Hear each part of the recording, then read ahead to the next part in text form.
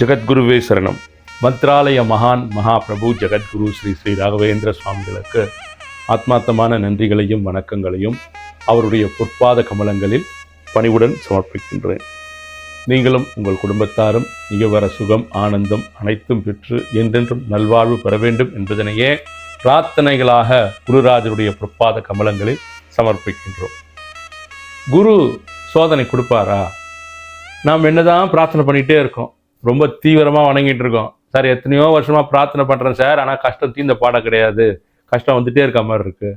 இல்லை நான் நல்லா தான் இருந்தேன், திடீர்னு ஒரு பெரிய ஒரு ரிஸ்கில் மாட்டிட்டேன், ஒரு பெரிய சிக்கலில் மாட்டிட்டேன், அதுலேருந்து வெளியில் வர்றது எப்படின்னே தெரியல, குரு என்னை சோதிச்சுட்டே இருக்காரு, என்ன பண்ணுறது அப்படிங்கிற மாதிரி நிறைய பேர் யோசிப்பாங்க.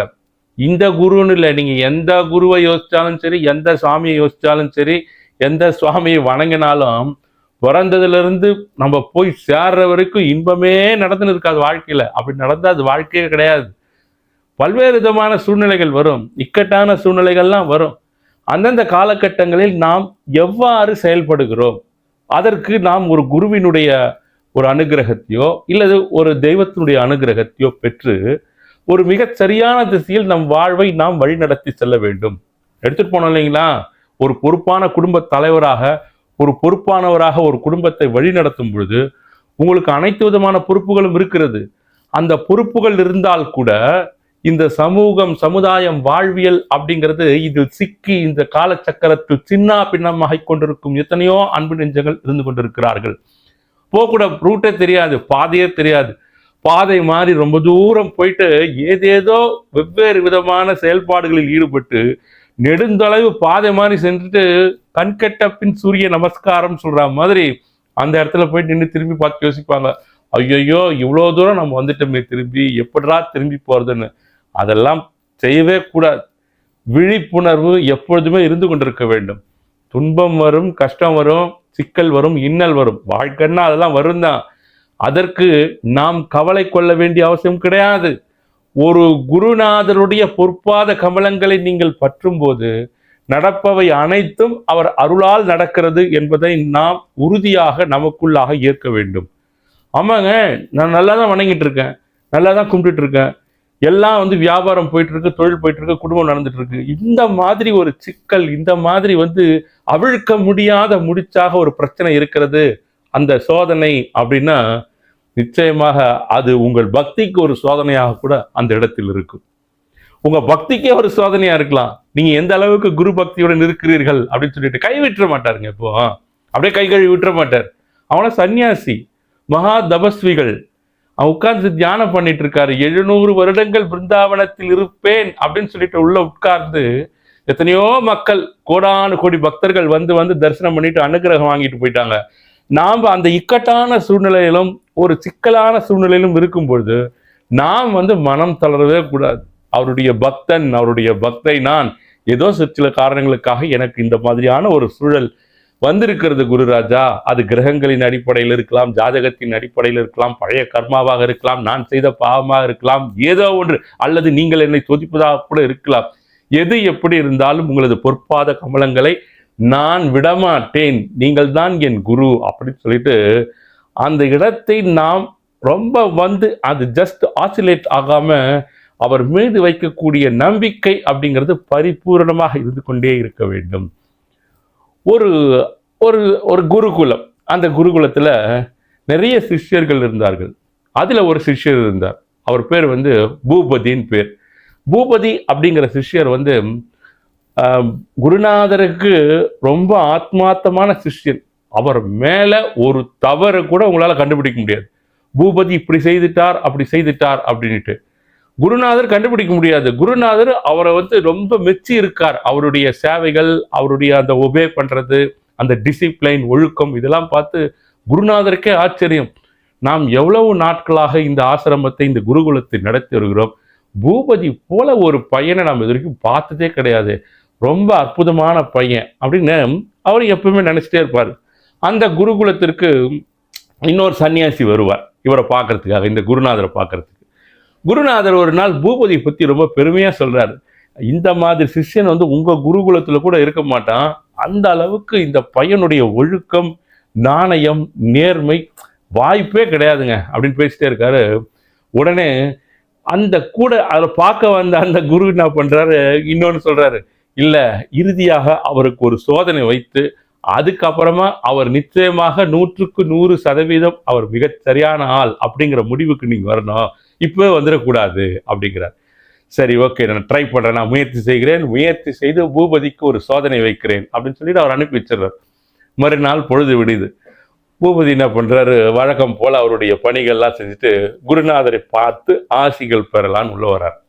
உடனே குருநாதர் பூபதி அப்படின்றாரு. குருவே சொல்லுங்கள் குருவே அப்படின்றார். அங்க பார் அப்படின்றார். அங்க அந்த ஆசிரமத்தில் ஒரு ஓரத்தில் பார்த்தா, அந்த அறையின் ஓரத்தில் பார்த்தா ஒரு கந்தல் துணி. அந்த துணி அதில் அது அந்த பூஜை அறையில் துடைப்பதற்காக பயன்படுத்தப்பட்ட துணி. அது பல இடங்களில் சமையல் கட்டுக்கு நெய் துடைக்க போகும், அதுக்கப்புறம் பூஜை ரூம் நெய் எடுக்க பயன்படும், துடைக்க பயன்படும், அனைத்து விதமான துடைப்பதற்கும் பயன்படுத்தப்பட்ட துணி. அந்த துணி ரொம்ப நாளாக சின்ன பின்னம் ஆயிட்டு இருக்கு. கிழிசல் வேற அந்த துணியில். அது கொஞ்சம் பெரிய துணி தான். அது தெரிகிறதா அப்படின்னு. தெரிகிறது குருவே அப்படின்றாரு. அந்த துணியை நீ எடுத்துக்கொண்டு ஆற்றுக்கு சென்று அதை வெளு வெளு என்று வெளுத்து அதை பாலில் தோய்த்த பட்டு எப்படி இருக்குமோ அந்த மாதிரி இன்று மாலைக்குள் நீ கொண்டு வர வேண்டும் அப்படின்னு சொல்றாரு. உத்தரவு குருவே அப்படின்ட்டு. குரு கிட்ட இதெல்லாம் பேச முடியாது. குரு ஒரு ஆர்டர் பண்ணிட்டாருன்னா குருவை குறுக்கு கேள்வி கேட்கறது, குரு இப்படி செய்யலாமா, ஏன் இப்படி, அதெல்லாம் சொல்ல முடியாது. உத்தரவு குருவேன்ட்டு அந்த கந்தல் துணியை அப்படியே எடுத்துட்டு நேராக ஆற்றுக்கு போறார் பூபதி. ஆற்றுக்கு போயிட்டு நல்லா தண்ணீர் வரக்கூடிய இடத்துல உட்கார்றாரு. உட்காந்துட்டு அந்த துணி எடுத்து போடுறார். அப்போ மாடு மேய்க்கிறோம் ஒருத்தன் போகிறான். ஒருத்தன் போகும்போது, என்ன பூபதியை பெரிய வேலையாக கொடுத்துட்டார் போல் தெரிஞ்சு உங்கள் குருநாதர் அப்படின்றான். ஆமாம், இது என்னுடைய கடமை, நான் செஞ்சாகணும் அப்படின்னோடனே, செய்ய நல்ல வேலையை தான் உனக்கு கொடுத்துருக்காரு. அவர் ஒரு எதையும்லாம் ஏற்க மாட்டார். ஆன்மீகம், தெய்வீகம் இதெல்லாம் ஏற்க முடியாத ஒரு மாடு மேய்ப்பாளர். அவர் மாடு மேய்ச்சிட்டு இருக்காரு. கொஞ்சம் இதெல்லாம் நம்பிக்கையே கிடையாது அவருக்கு. நல்ல வேலையாக தான் உன் குரு கொடுத்துருக்காரு, நல்லா துவை அப்படின்னு சொல்லிட்டு அவர் போயிடுறார். பூபதி துவைக்கிறாரு. ஏதோ கொஞ்சம் நஞ்சம் இருக்கிற அழுக்கு தான் அதிலிருந்து போச்சே தவிர அதிகப்படியாக அப்படியே தான் இருக்கு. வெளுத்த பாடு இல்லை. எடுத்து பார்க்குறாரு. பார்த்தா கிழிச்சல் தெரியுது. அன்று மாலை மணி 6 மணி அந்த ஆகும் தருவாய் வருது. அந்த மாடு மேய்ச்சிட்டு போனவர் வரார். வந்துட்டு, நான் பூபதி முடிஞ்சுதா அப்படின்னு கேட்குறாரு. இல்லை, இன்னும் முடியல, அப்படியே தான் இருக்கு. இதை பட்டு போல, பாலில் தோய்த்து எடுத்த பட்டு போல, வெண்பட்டு போல இருக்கணும்னு சொல்லிட்டு என்னோட குருநாதர் சொல்றாரு. இதை நான் எந்த அளவுக்கு முயன்றமோ அந்த அளவுக்கு முயற்சி பண்ணேன். ஆனா இன்னும் அவர் கேட்ட மாதிரி என்னோட எதிர்பார்ப்புக்கு இந்த துணி வரல அப்படின்னோடனே உடனே அந்த மாடு மேய்ப்பவர் சொல்றார், படா முட்டாள், உன் குருநாதர் உன்னை அவமானப்படுத்துறார், இது உனக்கு புரியலையா உனக்கு அப்படிங்கிறாரு. என்ன சொல்றீங்க நீங்க அப்படின்னு கேட்கிறாரு. ஆமா, உன்னை அவமானப்படுத்தி முடியாத ஒரு காரியத்தை முடிக்க சொல்லி உங்ககிட்ட கொடுத்து அமைச்சிருக்காரு. நீ என்னடான்னா ஒரு பைத்தியக்காரன் போல அந்த கந்தல் துணி, எண்ணெய் சிகிடுகள் பற்றி இருக்கக்கூடிய அந்த கந்தல் துணியை கொண்டு துவைச்சு அழுக்கு போ வைக்கலாமான்னு அந்த முயற்சி மட்டும் பண்ணாம, போதாத குறைக்கு அதை வெண்பட்டு போல, பாலில் தோய்த்த ஒரு வெண்பட்டு போல மாற்றி தரணும் அப்படின்னு உங்க குருநாதர் சொன்னார்னு அதை கேட்டு நீங்க பண்றப்பார், நீ ஒரு சர்வ முட்டாள் அப்படின்றாரு. என்ன சொல்ல வரீங்க அப்படின்னு கேட்கிறாரு. என்ன சொல்ல வரீங்களா, யோசிச்சு பாரு நான் சொல்றத, இந்த மாதிரி யோசிக்காதனாலதான் இந்த நிலைமையில இருக்கிற நீ எல்லாம் அப்படின்னு சொல்லிட்டு அவர் மாடை ஓட்டிகிட்டே போயிடுறாரு. அங்க உட்காந்து யோசிச்சு பார்க்குறாரு பூபதி. யோசிச்சு பார்த்தோன்னா பூபதிக்கு பாத்தியா, நம்ம குருநாதர் எந்த அளவுக்கு நம்மளை மடையனா நினைச்சு இந்த கந்த துணியை கொடுத்து இதை துவைச்சு வெண்பட்டு போல மாற்றி எடுத்துனோன்னு சொல்லிக்கிறாரு. நான் போறேன், ஒரு மாடு மேய்க்கிறவன் 4 வார்த்தை நறுக்குன்னு என்னை கேட்டுட்டு போறான்.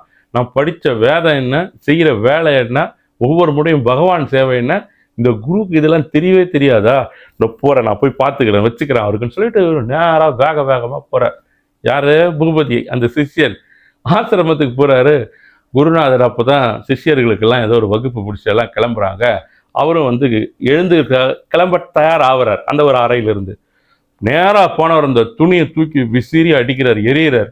அந்த துணி போயிட்டு கீழே விழுது. விழுந்த உடனே குருநாதர் கேட்குறாரு, என்ன பூபதி கோபம் அப்படின்றாரு. என்ன குருவே நீங்க, இந்த மாதிரி கந்தல் துணியை கொடுத்துட்டு இதை வந்து வெண்பட்டு போல மாத்து, நல்லா துவைச்சு அழுக்கெல்லாம் போய் எடுத்துட்டு வா, அழுக்கெல்லாம் போனா எடுத்துட்டு வான்னு சொன்னாலும் ஒரு அர்த்தம் இருக்கு. இதை வெண்பட்டு போல மாத்தி எடுத்துட்டு வான்னு சொன்னீங்களே, என்னன்னா முட்டாள் நினைச்சிட்டீங்களா நீங்க அப்படின்றார். இது யாராவது பண்ண முடியுமா? இதை என்ன குருவே நீங்க அப்படின்னு குருவை எதிர்த்து கேள்வி கேட்க ஆரம்பிச்சிட்டார். குருநாதர் சிரிச்சினே சொல்றார், நிச்சயமாக அதை வெண்பட்டு போல பண்ண முடியாதுதான், பண்ண முடியாது, கந்தலை பண்ண முடியாது, தெரியுது இல்லை, அப்புறம் ஏன் கொடுத்தீங்க? தெரிந்துதான் உன்னிடம் கொடுத்தேன் அப்படிங்கிறாரு. ஏன் குருவே அப்படிங்கிறார். உன்னுடைய பொறுமையை சோதிக்க தான் இதை கொடுத்தேன். இந்த தருணத்தில் நீ வந்து குருவினுடைய அந்த பக்தியை பற்றினை விட்டு விடுகிறாயா? இல்ல யாராவது ஊரார் சொல் பேச்சை கேட்டு இது இப்படி இருக்கும் அது அப்படி இருக்கும்ட்டு கற்பனை நீயாக எடுத்துக்கொண்டு உன் அறிவை வைத்து குருவின் அறிவை அளவுகோலாக்கி பார்த்து கொண்டிருக்கிறாயா சீடா பூபதி அப்படின்றது. பூபதிக்கு அப்பதான் விளங்குது, அடடா நாம ஒரு வேலையை செஞ்சிட்டு இருக்கோம், சேவையா ஏதோ பண்ணிட்டு இருக்கோம். ரோட்ல மாடு மேய்க்கிறவன் ஆடு மேய்க்கிறவன்லாம் போறவன்லாம் வந்து இது இல்லை அது இல்லை, இவர் அப்படி பண்றார் இப்படி பண்றான்னு சொன்ன உடனே இந்த அறிவு கட்ட மண்டைக்குள்ள அவங்க சொன்ன தகவலெல்லாம் ஏத்திட்டு அநியாயமா நான் இவ்வளவு நாட்கள் கடந்து வந்த என்னுடைய பக்தி பாதையில் ஒரு சிறிய கீறலை உருவாக்கி விட்டானே அந்த மாடு மேய்ப்பாளர், இப்படி பண்ணிட்டானே அவன் அப்படின்னு சொல்லிட்டு ரொம்ப வருத்தப்படும் போது அப்ப குரு சொல்றார், ஸ்திர பக்தி, ஒரு உறுதியான பக்தி, குரு பக்தி, சரணாகதி பக்தி அப்படிங்கிறது குரு சொல்லக்கூடிய எந்த செயல்பாடுகளாக இருந்தாலும் சரி, அவர் என்ன உனக்கு கொடுத்திருக்கிறாரோ அது எதுவாக இருந்தாலும் உன்னுடைய அறிவுக்கு உட்பட்ட வகையில் அதை நீ ஆராயாதே. குரு கொடுத்துட்டார், என்னுடைய குருநாதர் எனக்கு கொடுத்திருக்கிறார், நிச்சயமாக அவர்தான் கொடுத்திருக்கிறார், என் மனதார அதனை நான் ஏற்றுக்கொள்கிறேன், எனக்கு அதை பற்றிலாம் ஒண்ணுமே இல்லை, நான் அதை ஏற்றுக்கொள்கிறேன், ஏற்றுக்கொண்டு நிச்சயமாக அவர் சொல்படி அவருடைய ஆணைப்படி நான் என்னுடைய வாழ்நாளை நகர்த்துகிறேன் அப்படிங்கிற மாதிரி தான் உன்னுடைய பக்தி அந்த இடத்தில் இருக்க வேண்டும். இந்த இடத்தில் நீ தவறு விட்டாய் அப்படின்னு சொல்றாரு. ரொம்ப வருத்தப்படுறார் நம்முடைய பூபதி. அந்த மாதிரி நம்முடைய குரு பக்தி, குரு சேவை, சரணாகதி பக்தி தத்துவத்தில் நாம் ஒரு கிராமரை வகுத்து கொண்டு, ஒரு இலக்கணத்தை, பக்திக்கு ஒரு இலக்கணத்தை நாம வகுத்து கொண்டு இப்படிதான் இருக்கும் அப்படின்ட்டு குரு பக்தியை நாம் செலுத்தி கொண்டிருக்கும் பொழுது எந்த காரணங்கள்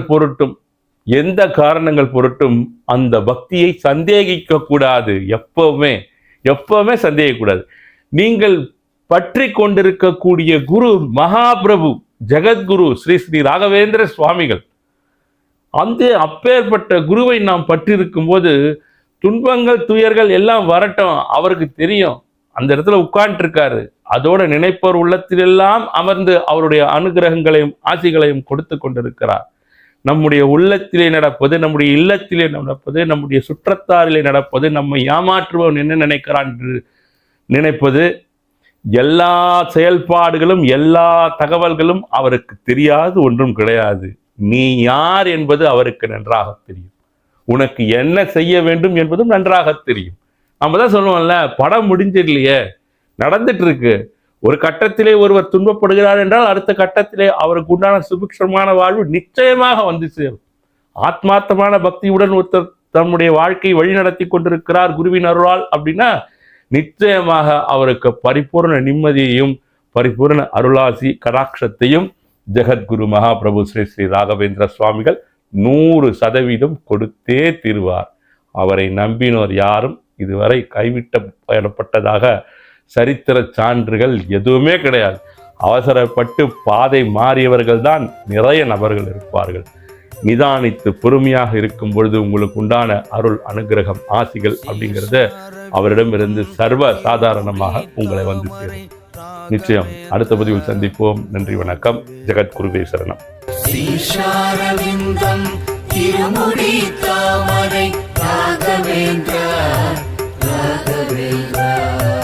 முகாரவிந்தம் திருமுகத்தாமரை ராகவேந்திரா ஸ்ரீ ராகவேந்திரா. முகாரவிந்தம்